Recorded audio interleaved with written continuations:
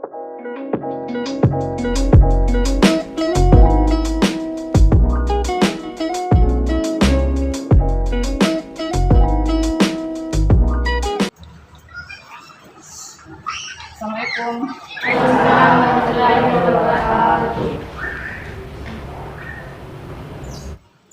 Said Yaman.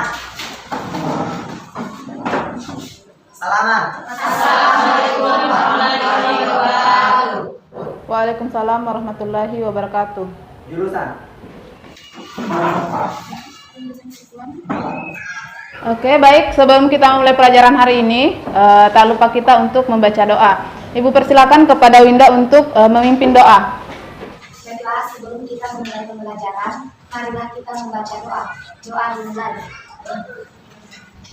Amin. Oke, bagaimana kabarnya hari ini? Baik, Ibu. Baik semua ya? Oke, Ibu absen dulu ya. Siapa yang tidak hadir hari ini? Oh, iya. Oke, jadi ada Wisnu, ada Jason sama Akil, Indah Sari.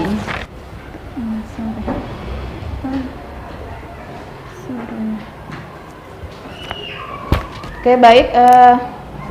Nah, karena hari ini semua baik ya, sehat semua.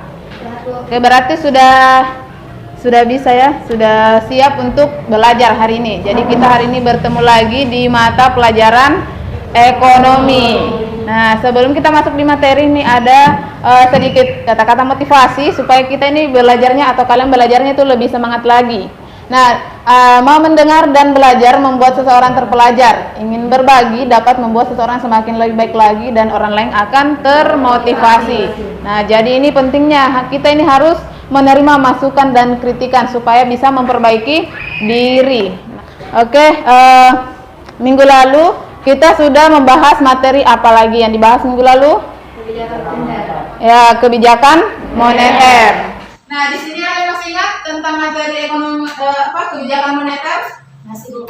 Oke, silakan. Apa yang dibahas tentang kebijakan moneter? Kebijakan moneter yaitu kebijakan yang ditetapkan dan dilaksanakan oleh Bank Indonesia untuk mencapai dan memelihara kestabilan nilai rupiah melalui pengendalian jumlah uang beredar dan suku bunga. Oke, apa sih untuk pindah? Oke, jadi itu ya materi yang kita bahas minggu lalu tentang kebijakan moneter. Jadi yang mengatur tentang peredaran uang. Nah, oke, untuk hari ini materinya masih berkaitan dengan materi minggu lalu. Nah, kan materi minggu lalu kebijakan moneter, hari ini kita membahas tentang kebijakan fiskal. Nah, ada yang pernah dengar sebelumnya atau baru? Kalian baru dengar? Baru.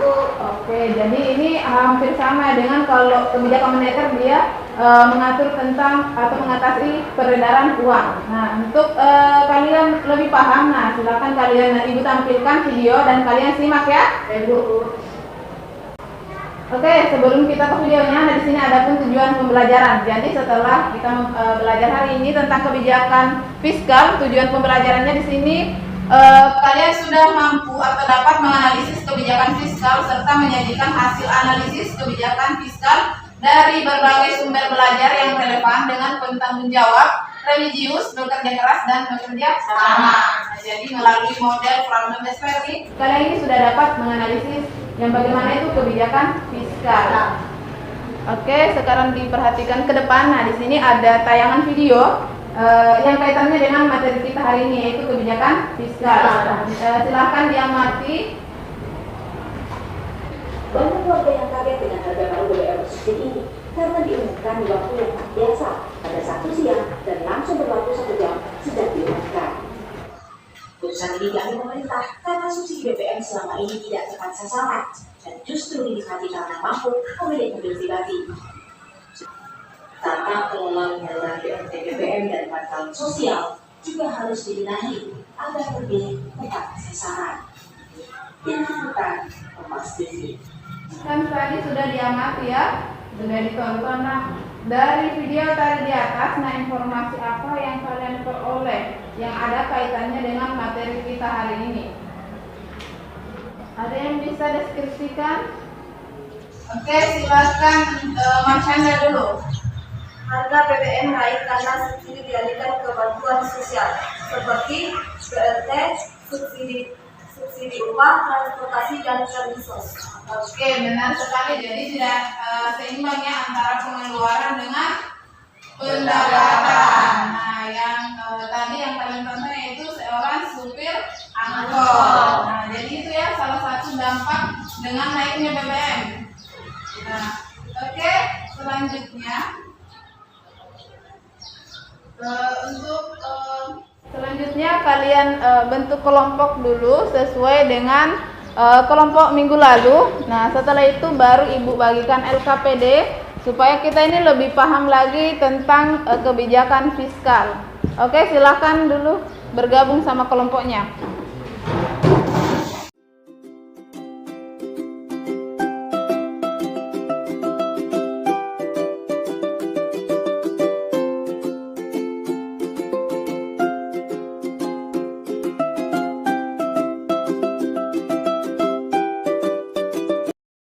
Oke, silahkan ke depan masing-masing kelompok untuk mengambil LKPD masing-masing. Ini kelompok 2. Oke. Oke, silahkan diperhatikan LKPD-nya. Nah, jadi jangan lupa mengisi nama kelompok, anggota, dan kalian lihat di situ bentuk contoh kasus dalam LKPD masing-masing kelompok.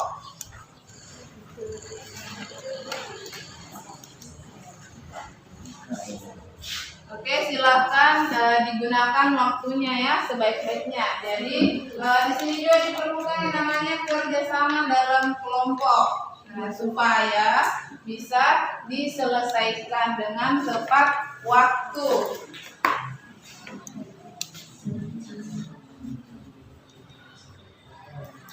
Oke, jadi ini untuk kelompok 2. Jadi kalian di sini lihat dulu contoh bentuk kebijakannya. Setelah itu kalian pilih apakah termasuk ekspansif atau kontraktif. Kemudian kalau kalian pilih salah satunya, nah nanti alasan kalian memilih itu apa ya? Oke, sampai situ sudah jelas ya. Kemudian kelompok 1. Coba itu lihat dulu kelompok 1, silahkan diperhatikan di sini ada artikelnya ya. Nah, ada artikelnya. Nah, kalian baca-baca dulu artikelnya. Setelah itu baru masuk ke pertanyaannya, supaya kalian paham nanti permasalahannya di sini apa. Oke? Oke, silahkan dilanjutkan.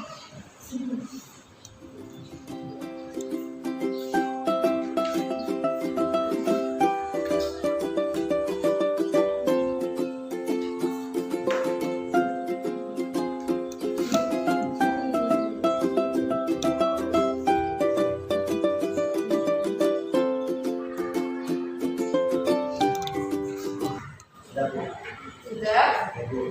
Oke, baik. Kelompok 1, kelompok 2 sudah selesai ya? Sudah, Bu. Oke, ini persilahkan dulu untuk kelompok 1 mempresentasikan hasil diskusinya. Assalamualaikum warahmatullahi wabarakatuh. Waalaikumsalam warahmatullahi wabarakatuh. Baiklah, saya dari kelompok 1 akan mempresentasikan hasil diskusi kami tentang materi kebijakan fiskal. Saya persilakan kepada Winda untuk membaca hasil diskusi kami. Baiklah, saya akan mempresentasikan hasil diskusi kami. 1. Berdasarkan bahan bacaan dari artikel tersebut, apa yang dapat kamu simpulkan tentang kebijakan fiskal? Dalam menghadapi COVID-19, pemerintah Indonesia melakukan pendekatan yang cepat. 2. Berdasarkan bahan bacaan dari artikel tersebut, analisis dan simpulkan kebijakan yang dilakukan pemerintah dalam menghadapi COVID-19. Itulah hasil diskusi kami. Baiklah, selanjutnya kami persilakan kepada kelompok 2 untuk memberikan pertanyaan. Apa yang terjadi jika pengeluaran pemerintah mengalami kenaikan? Baiklah, kami akan menjawab pertanyaan dari kelompok 2. Kami persilakan kepada Nuriani untuk menjawab pertanyaan dari kelompok 2. Baiklah, saya akan menjawab pertanyaan dari kelompok 12. Apa yang terjadi jika pengeluaran pemerintah mengalami kenaikan? Sementara itu, kenaikan pengeluaran pemerintah menyebabkan penurunan inflasi. Sementara peningkatan pajak menyebabkan peningkatan inflasi. Itulah jawaban dari kami. Selanjutnya kami kembalikan kepada peserta. Silakan terima. Apakah masih ada pertanyaan? Masih. Pertanyaan kedua, bagaimana kaitannya antara kebijakan fiskal di Indonesia dengan pertumbuhan ekonomi? Baiklah, kami akan menjawab pertanyaan dari kelompok 2. Saya persilakan kepada Irman untuk menjawab pertanyaan dari kelompok 2. Saya akan menjawab pertanyaan dari kelompok 2. Bagaimana kaitannya antara kebijakan fiskal di Indonesia dengan pertumbuhan ekonomi? Kebijakan fiskal dapat digunakan untuk menstabilkan fluktuasi pertumbuhan ekonomi. Apabila perekonomian berada dalam resesi, kebijakan fiskal ekspansif dapat mendorong permintaan akan barang dan jasa dan menstimuli pertumbuhan ekonomi. Sekian dan terima kasih. Itulah jawaban dari kami. Selanjutnya kami kembalikan kepada penanya. Oke, itu ya tentang hasil diskusi dari kelompok 1. Untuk hasil diskusi kelompok 1, hapus dulu untuk kelompok 1. Oke, nah jadi itu ya. Jadi kelompok 1 tadi sudah membahas tentang kebijakan fiskal. Oke, kemudian nah di sisi kelompok 1 juga sudah dibahas ya tentang kebijakan dari fiskal dalam menangani atau menghadapi COVID-19. Oke, setelah itu, nah jadi setelah selesai diskusinya, selanjutnya untuk kesimpulan. Nah, Ibu persilakan dulu untuk kelompok 1 membacakan kesimpulan hasil diskusinya hari ini. Saya akan membacakan hasil kesimpulan dari diskusi. Kebijakan fiskal adalah kebijakan pemerintah yang bertujuan mengatur dan mengarahkan jalannya perekonomian suatu negara melalui pengeluaran dan pendapatan berupa pajak. Untuk kelompok 2, Ibu persilakan membacakan kesimpulannya. Saya akan membacakan kesimpulan dari karena dengan adanya bantuan sosial akan mengingatkan masyarakat dengan kondisi pandemi COVID-19 dan ini berkaitan dengan penyebaran uang bagi masyarakat. Sesuai dengan masalah kebijakan ini dilakukan untuk mengatasi pengangguran. Jadi itu ya kesimpulan hasil diskusi masing-masing kelompok yang mengenai materi kebijakan fiskal. Nah, jadi kelompok 1 dia membahasnya tentang apa itu kebijakan fiskal dan apa sih kebijakan-kebijakan yang dikeluarkan oleh pemerintah dalam menghadapi COVID-19. Nah, sedangkan kelompok 2 di sini lebih membahas kepada instrumen kebijakan fiskal yang terbagi atas 2, kebijakan ekspansif dan kontraktif. Oke, itu ya. Jadi itu ya untuk hasil diskusinya hari ini. Sebelum kita mengakhiri pertemuan, Ibu akan evaluasi terlebih dahulu. Jadi silahkan dinaikkan handphonenya. Nah, jadi evaluasinya ini dalam bentuk Google Form ya. Jadi Ibu akan kirim link, kemudian kalian isi link tersebut. Nah, jadi kalian menjawab pertanyaannya melalui link yang Ibu kirimkan.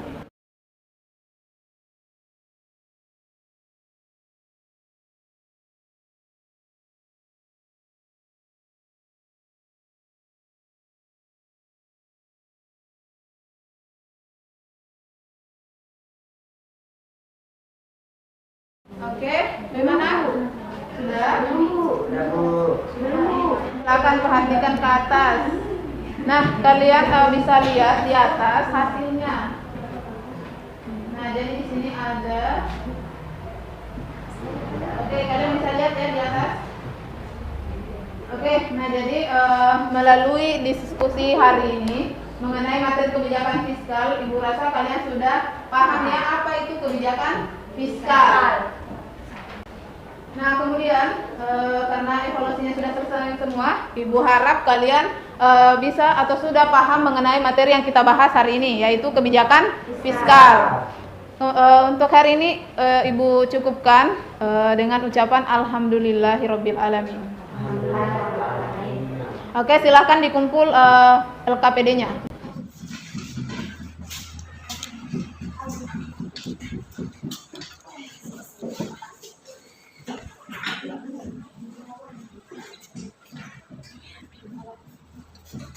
Kemudian karena materi hari ini adalah materi terakhir, nah jadi nanti kalian silahkan persiapkan dirinya untuk mengikuti ujian semester. Nah jadi jangan lupa untuk mengulang-mengulang materi-materi yang kita pelajari sebelumnya, karena pada nantinya ini di bulan ini ya, persiapan ujian semester.